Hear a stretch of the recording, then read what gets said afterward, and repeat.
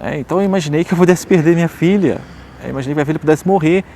E você perder um filho e você imaginar que possa, enfim, seu filho ter passado por um diagnóstico errado, enfim, a gente quer buscar a responsabilidade.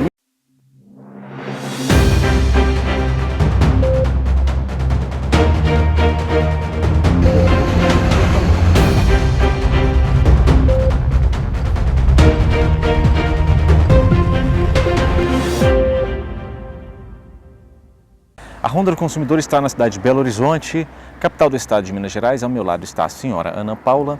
Hoje nós vamos falar sobre um atendimento médico no Hospital São Lucas. E para quem não sabe, a senhora Ana Paula é minha esposa. Nós temos 2 filhos, uma bebê de 4 anos e um bebê de 2 anos. E essa é uma das reportagens mais difíceis que eu estou gravando, porque eu sou jornalista, mas também sou pai. E você imaginar que a sua filha possa morrer por causa de uma enfermidade é muito triste. Pior ainda é você ser processado e com um pedido de R$40 mil contra você por ter manifestado a sua opinião sobre um atendimento médico. Vamos lá, vamos tentar entender o que aconteceu aqui. No dia 30 de maio, a minha filha, nossa filha, foi atendida no Hospital São Lucas. Por quê? Porque ela estava há 24 horas apresentando um quadro de febre de 39 graus. E a febre, a minha esposa dava medicamento antipirético e não baixava. Aliás, baixava a febre, mas 2 horas depois a febre voltava de novo lá no 39 graus. Como estudante de medicina que eu sou, eu falei para minha esposa, isso está estranho, isso me parece uma infecção grave, certo? Porque a febre está muito alta e a medicação não está fazendo o efeito esperado, né? 2 horas depois a febre volta lá no 39 graus. E aí decidimos então buscar atendimento médico no Hospital São Lucas. Quando eu cheguei ao hospital, eu me portei como paciente, eu não me portei como jornalista, aliás, eu me portei como acompanhante, eu não me portei como jornalista e sequer como estudante de medicina. Mesmo que nas aulas de imunologia que temos na graduação, a gente entende que uma febre é um sinal de alerta, o seu corpo está sinalizando um processo inflamatório, né? E, às vezes, um processo infeccioso grave. Ok. Às 21h04, a minha filha passou pelo acolhimento. A enfermeira fez questão de anotar aqui que a saturação da minha filha estava em 92, outro dado clínico preocupante para mim, né? Imaginei saturação baixa de uma criança com um quadro de febre de 39. Pois é, aí a enfermeira anotou isso tudo bonitinho aqui e no acolhimento eu tive a oportunidade de falar que a minha filha tinha sido medicada com dipirona às 19h30. Ok, foi anotado aqui. Fomos chamados então para o atendimento. E aí é quando começa o problema todo. Quem me acompanhou lá no dia 30 sabe que eu fiz uma sequência de stories pelo que aconteceu no consultório. Gente, eu estudo medicina e quero praticar uma medicina humanizada. Então uma das coisas que eu leio é o livro Pediatria Ambulatorial. No livro Pediatria Ambulatorial, que eu vou citar trechos dele aqui, ensina o que é uma anamnese adequada. A anamnese é essa consulta, essa entrevista que o médico faz para ele tentar elaborar as hipóteses diagnósticas. Ali, o fator imprescindível é ouvir o paciente, observar o paciente ou seu acompanhante, ouvi-lo. É fundamental. Então, quando eu entrei ali, e eu vou deixar o story aí para vocês entenderem o que aconteceu lá para tentar ser um pouco mais resumido. Vou fazer um relato que aconteceu há pouco tempo aqui comigo e com a minha filha. Eu acabei de chegar do hospital com ela, porque, como futuro médico, eu quero chamar a sociedade para algumas reflexões. Aí eu vou marcar a profissional aqui, só para que ela exerça o contraditório se quiser, talvez nem queira. As plataformas estão abertas aqui. E para chamar a sociedade para as reflexões necessárias. Exercer a medicina vai além de passar medicamento. Exercer a medicina é uma pessoa cuidando de outra. Certo? Então, na anamnese, o paciente ou seu acompanhante vai dar os detalhes que são importantes, que ele julga importante, para ajudar, auxiliar o médico a encontrar o diagnóstico, ou no mínimo levantar as hipóteses diagnósticas. Né? A minha filha, 39 graus de febre o dia inteiro, hoje, Minha esposa, 1h30 da tarde, deu um paracetamol, 18 gotas, não resolveu, não baixou a febre. A menina, uma criança que naturalmente é enérgica, prostrada, dormindo a maior parte do tempo. E quando eu cheguei então, minha esposa deu então, eu falei, dá dipirona, então ela deu 18 gotas de dipirona, já tinha passado 6 horas. E aí a menina começou a sentir uma dor no estômago e vontade de vomitar e falando papai, porque ela é muito apegada a mim, papai, tô sentindo dor, papai, tô sentindo dor aqui, dor aqui. Falei, vamos ao médico então, porque a febre não baixava. Chegamos lá, encontramos a profissional doutora Suzana Reis, inclusive é formada pela Universidade Federal de Juiz de Fora, né? E a doutora Suzana não me deixou, como pai e como acompanhante, não me deixou passar uma informação durante a anamnese que eu julgava muito importante, que era o quê? Que a minha filha havia tomado dipirona antes de ir para a consulta. Porque isso é importante, é uma informação importante, é uma medicação que a criança tomou, ainda mais que durante a triagem, a saturação da minha filha estava um pouco baixa, né?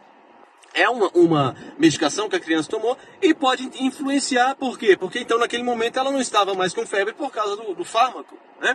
Mas a doutora então me interrompeu de forma ríspida quando eu estava fazendo o relato acerca do dia da minha filha.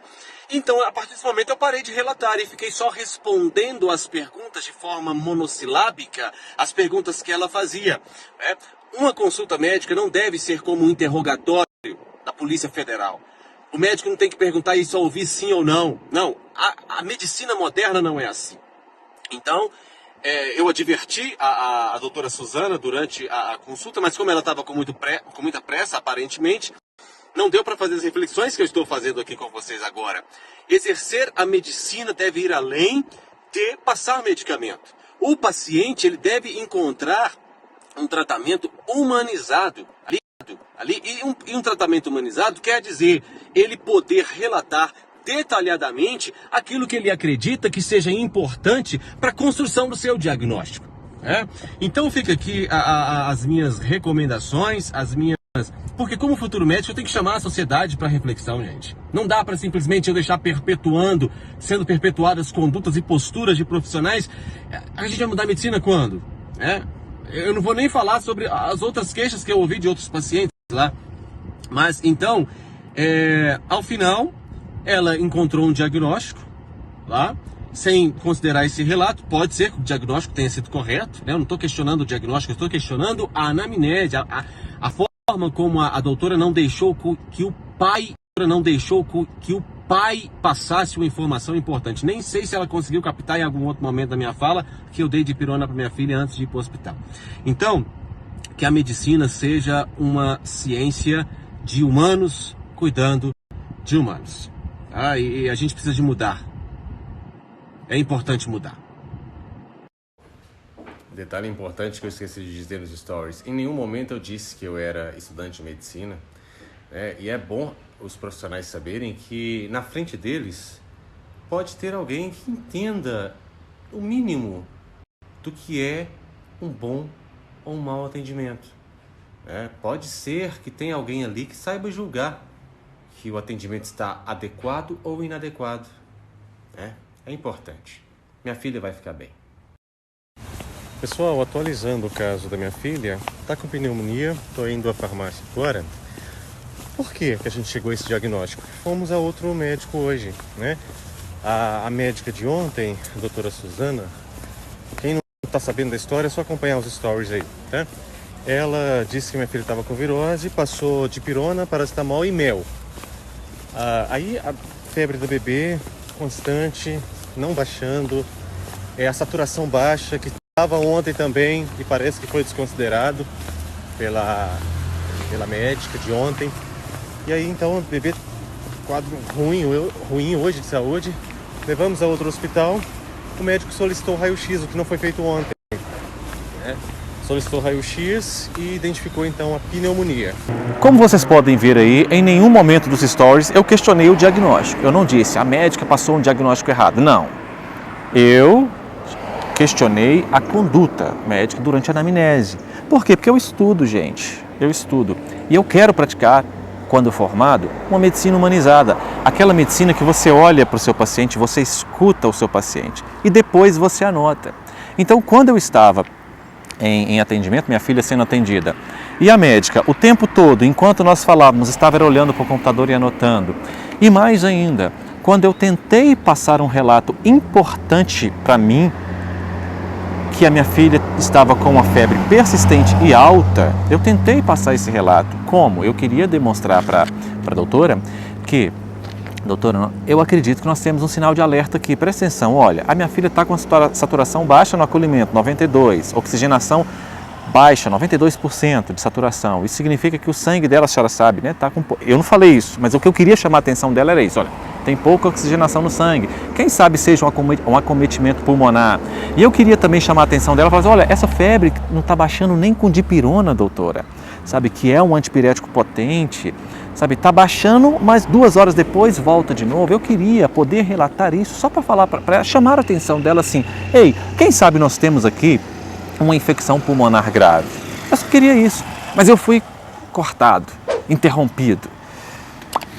E então, a partir daquele momento, como eu já disse nos stories, eu silenciei, só respondi sim ou não na consulta e fiz os stories porque eu achei inadequado. Eu não acho que o médico não deva ouvir o seu paciente, eu acho que o médico deve ouvir atentamente o seu paciente. Sabe por quê? Porque quem conhece muito mais uma criança são os pais do que a equipe técnica que está atendendo. Por isso que a equipe técnica tem que respeitar muito o relato dos pais, ou dos acompanhantes e da própria criança, certo?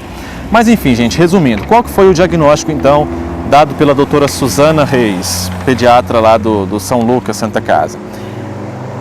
Nasofaringe aguda, resfriado comum. Então a minha filha saiu do consultório com o diagnóstico de resfriado comum. A prescrição foi dipirona ou paracetamol, soro fisiológico para lavar, né, as narinas e mel. Ok, eu questionei a anamnese, mas não questionei o diagnóstico. Ok, no outro dia então fui para a faculdade e chegando à faculdade a minha esposa me informa que a bebê ainda estava com febre alta e eu perguntava, tá dando a dipirona, tá baixando? Baixa, mas volta, a 39 e estava prostradinha. Então o que você decidiu fazer, Paulo? Então eu levei ela a outro hospital e chegando lá, o médico fez a anamnese e pediu para a gente poder fazer o raio-x na bebê.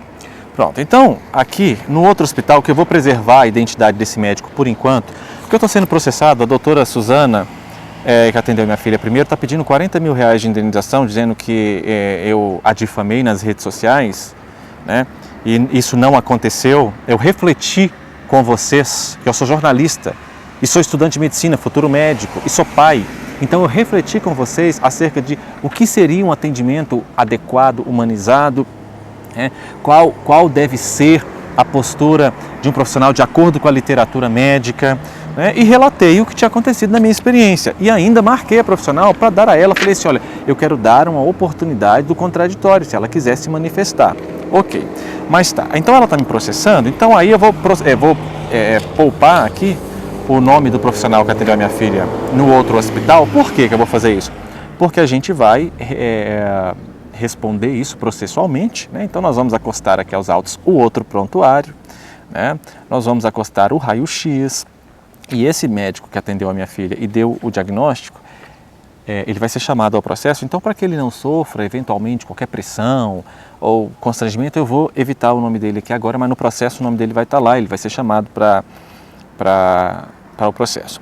Vamos lá. Então ele pediu, né, o raio-x de face e de tórax. Isso. Por quê, gente? Eu vou interpretar aqui para vocês, talvez haja leigos entre nós. O médico pediu raio-x de face e de tórax porque ele suspeitou que pudesse ser um quadro de sinusite, certo? Então ele pede de face e de tórax.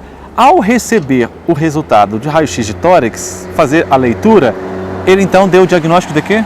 De que ela estava com pneumonia. Pronto. Então, menos de 19 horas depois, a minha filha, no outro hospital, depois de ter sido submetida a um exame da imagem, ao raio-x, o médico ter feito a leitura do raio-x, ele disse, a sua filha está com uma pneumonia bacteriana. Ponto. E aí passou os medicamentos, certo? E a minha filha hoje está bem, está viva. Graças Pneumonia bacteriana pode matar. Certo. Então aí, gente, o raio-x está aí, ó. Olha o raio-x. Menos de 19 horas depois da minha filha ter sido atendida no Hospital São Lucas, tudo bem? Joia? No Hospital São Lucas. E aí, mas mesmo assim, vamos lá. Eu quero só fazer não estou dizendo que não pode acontecer de uma criança começar com um quadro de infecção respiratória e isso evoluir para pneumonia, não é isso que eu estou dizendo, não. Eu só estou dizendo o seguinte, a doutora Suzana, ela dá o diagnóstico que minha filha estava com resfriado comum nasofaringe aguda, ou seja, uma infecção viral. Agente etiológico, vírus, ok? Um vírus. E aí, depois de ter feito o raio-x, o doutor que atende minha filha menos de 19 horas depois, com os mesmos sinais e sintomas, ele faz o raio-x e descobre, então, e dá o diagnóstico que minha filha estava com uma pneumonia bacteriana, ou seja, um agente etiológico diferente. Não vou questionar aqui que não é possível que a minha filha não tenha estado com pneumonia já no atendimento do São Lucas no primeiro. Não vou falar isso, porque quem vai falar isso é o perito que vai ser chamado para esse processo, que vai analisar se a minha filha estava de verdade com uma virose, resfriado comum, e menos de 19 horas depois ela está com esse raio-x aí, com o diagnóstico de pneumonia bacteriana, indicação de antibiótico. Quem vai falar é o médico, tá? É o perito que vai ser chamado para esse processo. Mas enfim, então, por causa disso, a doutora Suzana resolveu me processar. E aí, gente, nesse ínterim aqui, eu fui ao Hospital São Lucas, eu busquei o prontuário da minha filha e aí eu tive a oportunidade de conversar com o diretor do hospital. Naquela ocasião, ele ofereceu as desculpas em nome do hospital a mim e eu estava decidido a processar a médica, né, porque para averiguar a responsabilidade. Eu tenho direito.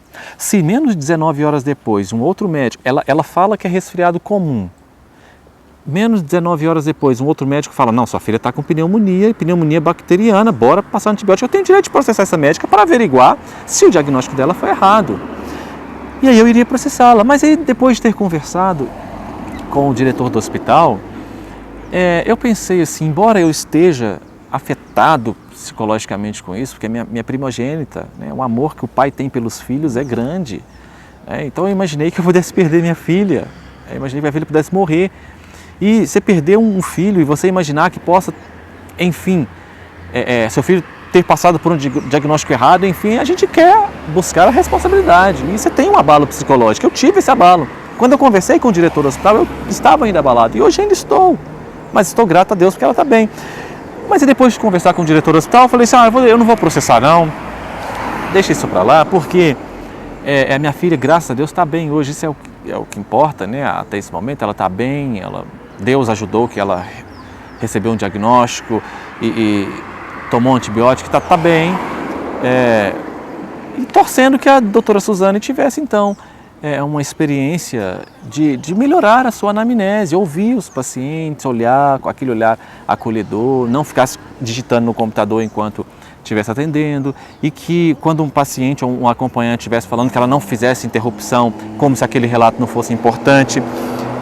Eu vou deixar isso para lá, mas aí eu sou surpreendida na minha casa com um processo pesado que a doutora Suzana então está me processando. Aí eu falo, é muito triste, você procura um atendimento médico para um filho seu, recebe um diagnóstico que depois desse diagnóstico é refutado por outro profissional e aí você ainda recebe um processo.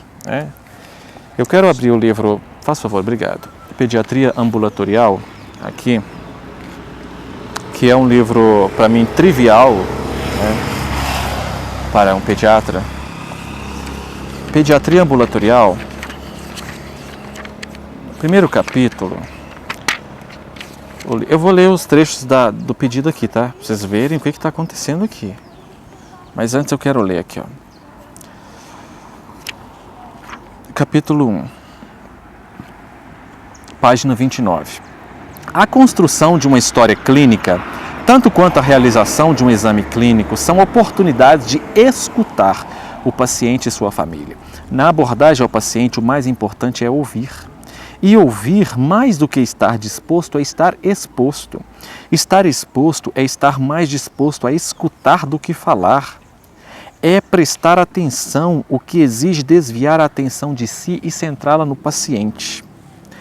É fundamental escutar e prestar atenção nas palavras e nos gestos da criança e da sua família. O livro de pediatria ambulatorial que está falando isso, que um bom pediatra ele vai ter como fundamental escutar e prestar atenção nas palavras e nos gestos da criança e de sua família. O livro está dizendo, então, a gente extrai do livro que um bom médico, ele não fica olhando para outras coisas enquanto o paciente está falando. Um bom médico não interrompe de modo ríspido, abrupto o paciente quando ele está fazendo um relato que ele julga importante.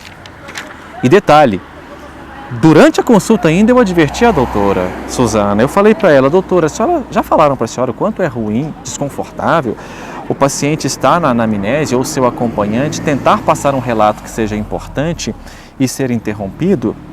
Naquele momento, eu esperava que a doutora virasse e falasse assim, por que você está falando isso? Você quer dizer alguma coisa? Tem alguma coisa que você queira dizer que é importante? Eu ia falar, sim, eu gostaria que a senhora ouvisse que a gente tem dado medicações de pirona e a bebê não tem melhorado a febre, e eu gostaria que a senhora prestasse atenção que a saturação dela está em 92. Eu queria poder falar isso, mas não pude. Então adverti, quando eu falei isso, eu esperava uma postura de um pedido de desculpas e uma abertura da médica. Não houve, né? Não houve.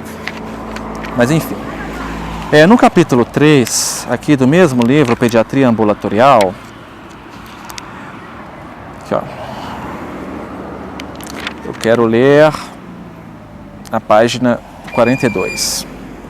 A comunicação entre o profissional de saúde, a criança e a sua família tem papel fundamental no atendimento. A linguagem adequada, verbal e não verbal, o tom de voz, expressões faciais, postura do corpo, não somente com o adulto acompanhante, mas com criança de qualquer idade, possibilita o estabelecimento do diálogo e efetivação da atenção à saúde. O vínculo do profissional de saúde com o paciente e os seus familiares deve ser trabalhado a cada atendimento de forma a favorecer a autonomia da mãe, do pai, do cuidador, para que eles apropriem dos conhecimentos necessários e se tornem confiantes na sua capacidade de cuidar e criar. E aí, mais importante de tudo, eu não questionei, não foi a anamnese da doutora, nas minhas reflexões, página 50. No livro Pediatria Ambulatorial. A anamnese permite que o entrevistador desenvolva a habilidade de escutar o paciente e ou o acompanhante, de ouvi-lo, observá-lo, que vai além de ter boas maneiras. Lembrar que o mais importante é abordado após o paciente ou acompanhante se sentir acolhido, muitas vezes já no final da consulta. Uma das partes mais importantes desse livro aqui, ó, olha o tamanho do livro. Ouçam com atenção. Os progressos científicos ocorridos na medicina têm sido de tal ordem que os pacientes e seus familiares esperam que todas as doenças possam ser curadas. Consequentemente, podem ser menos tolerantes com a doença crônica, mesmo quando ela não é grave. Por outro lado, presta atenção nisso aqui. Por outro lado, a incompreensão ou impaciência do médico com os pais pode impedir o envolvimento destes no processo terapêutico. Nos últimos anos, os médicos têm sido considerados excessivamente técnicos, forma encontrada pelos pacientes para se queixarem da abordagem, muitas vezes impessoal a eles destinada. Na verdade, não é a ciência, mas o uso inadequado da tecnologia que pode ser prejudicial ao relacionamento médico-paciente. Deve-se sempre lembrar que os pais conhecem seus filhos muito melhor do que os encarregados pelo tratamento destes. Os pais conhecem os seus filhos, por isso é que os pais querem poder falar o que eles julgam necessário em uma consulta médica, em uma abordagem terapêutica. Então agora, em uma anamnese, gostaria que o Gabriel segurasse aqui, porque eu quero ler, né, Paula? Eu estou sendo processado, né? Então eu quero ler aqui, porque, como eu disse, agora então eu vou me defender em juízo e vou processar. Então aqui agora, pessoal, eu também vou processar, né? Porque eu estou sendo processado aqui, eu vou me defender em juízo e vou pedir também contra o Hospital São Lucas, porque é uma relação de consumo, eu sou consumidor através de um plano de saúde, fui atendido lá, e contra a doutora Suzana também, para que seja averiguada a responsabilidade. Em juízo, o perito determinado pelo juízo, ele vai identificar se houve negligência no atendimento da doutora, se a doutora estava certa em identificar como resfriado comum, ou se o certo era que a minha filha estava com uma pneumonia, como foi 19 horas depois identificado, aí a doutora vai responder em juízo. Mas aí no pedido dela, ela destacou aqui, ó, que através dos meus stories, pouco após o primeiro réu, ou seja, eu deixar o hospital, a autora começou a receber notificações atípicas no seu celular oriundas do Instagram, aplicativo gerido pelo segundo réu, porque ela está processando a mim e processando o Facebook também, que é o dono do Instagram. Ao abrir as referidas notificações, a autora verificou então que o primeiro réu havia postado e fixado em local de exibição permanente diversos vídeos marcando a médica. Os vídeos prestavam-se a difamar a autora, negativo, os vídeos não prestavam-se a difamar a autora. Os vídeos ali eram um pai, um jornalista e um pai relatando um atendimento que ele tivera para sua filha e chamando a sociedade a refletir acerca do papel do médico, do paciente, do acompanhante em uma consulta. Refletir sobre quais rumos a medicina vai tomar, o que é medicina, E baseando em literatura, baseando no livro aí, Pediatria Ambulatorial, do que é uma anamnese adequada. Não estava querendo difamar ninguém não, nem conheço a doutora. Tive essa experiência de talvez 15 minutos com ela dentro de um consultório. Marquei a doutora nos stories e disse que eu estava marcando para quê? Para que ela pudesse, se quiser, exercer o contraditório, manifestar. Aí eles estão dizendo que as minhas afirmações elas são manifestamente inverídicas. Aí colocam aqui no prontuário, porque eu alego nos stories que a médica não me deixou falar que a minha filha tinha tomado dipirona, a dipirona não estava fazendo efeito adequado. Aí colocam aqui no prontuário a informação de que ela foi medicada com dipirona. Não façam isso, gente. Não façam isso. Essa informação aqui foi passada no acolhimento. O acolhimento não substitui a anamnese não substitui o acolhimento. Vocês estão falando com alguém leigo, não. Essa informação aqui foi que eu passei para a enfermeira que me escutou. Dentro do consultório eu não tive oportunidade de dizer que minha filha tinha sido medicada com dipirona. Eu lá sabia que essa médica tinha tido acesso ao que eu disse à enfermeira, ela deveria ter me ouvido quanto a esse relato aqui. Aí acostaram aqui como se eu tivesse dito, sim, na anamnese, que minha filha tinha sido medicada com dipirona. Aqui não, tá? Vamos lá. Tem outras coisas que eles estão dizendo aqui. Ó. Deixa eu ver. Tá. Não obstante, o diagnóstico foi correto para o quadro apresentado pela criança naquele momento, sendo a evolução para uma pneumonia um quadro possível em crianças que apresentem primeiramente sintomas gripais. Quem vai discutir isso aqui, se o diagnóstico foi correto ou não serei eu, jornalista ou estudante de medicina, não. Vai ser o perito que vai fazer a análise desse raio-x aí, vai fazer a análise dos dois prontuários, e vai ver se a minha filha saiu do consultório com um resfriado comum, chegou a casa e aí desenvolveu pneumonia, ou se ela já estava com pneumonia bacteriana durante a consulta com a doutora Suzana. Eu não vou nem entrar nesse detalhe aqui. Deixa que o perito judicial entra. E aí, ao final, eles pedem aqui uma indenização. Olha o que eles estão pedindo aqui. A doutora Suzana Aline Silva Reis, médica pediatra do Hospital São Lucas e da Santa Casa, ela pede a minha condenação ao pagamento de indenização por danos morais de R$40 mil. A minha condenação para que eu me retrate mediante a publicação na mesma rede social, admitindo abusos cometidos nas postagens. Ela quer que eu admita que eu tenha abusado nas postagens, refletindo sobre um adequado atendimento médico. Que eu e o Facebook sejamos condenados ao pagamento das custas processuais e honorários de sucumbência e a estação postal dos réus. É isso aqui, minha gente. Então, graças a Deus, para a glória de Deus, a minha filha está viva hoje, né? Ela recebeu o diagnóstico de pneumonia bacteriana pelo outro médico e foi medicada com antibiótico no tempo adequado, está viva para a glória de Deus. Eu tenho a minha filha hoje aqui, mas tenho também um processo. Por quê? Porque a doutora Suzana optou não por guardar as minhas críticas como uma oportunidade de mudar a sua abordagem durante a anamnese. Não, ela pegou as minhas críticas como uma oportunidade para me processar e buscar de mim na justiça 40 mil reais. Eu espero que quando eu me tornar médico, que eu possa ouvir os meus pacientes, eu possa aplicar um atendimento humanizado, eu possa entender que eu estou atendendo pessoas, que eu estou atendendo humanos na sua integralidade.